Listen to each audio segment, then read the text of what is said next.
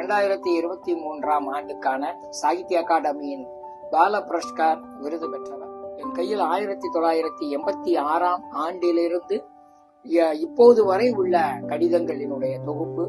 எனக்கு இந்திய அஞ்சல் துறையினுடைய கடிதங்கள் என்று சொல்லும் போதே உண்மையிலேயே எங்களுடைய காலம் கடிதங்களின் வழியாக பத்திரிகை நடத்தி கொண்டிருந்த காலமாக இருந்தது.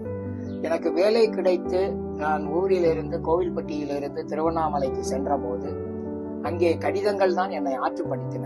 என்னுடைய தனிமையை போக்கியது கடிதங்கள் என்று சொல்லலாம். ஒரு வகையில் இந்திய அஞ்சல் துறையினுடைய இந்த சேவை என்பது, கடித சேவை என்பது தபால் கார்டாக இருந்தாலும் சரி, இன்லேண்ட் லெட்டர் என்று சொல்லக்கூடிய, அப்போதெல்லாம் நாங்கள் இங்கிலாந்து லெட்டர் என்று தான் சொல்லிட்டு இருக்கோம், அந்த இன்லேண்ட் லெட்டராக இருந்தாலும் சரி, இந்த கடிதங்கள் வழியாக எங்கள் மனதை, உணர்ச்சிகளை நாங்கள் கடத்தி கொண்டிருந்தோம் என்று சொல்லலாம். அதில் இருந்த அந்த உணர்ச்சிகளும் அல்லது அந்த வெளிப்பாடும் தான் என்னுடைய இலக்கிய பயணத்திற்கு துணையாக இருந்தது.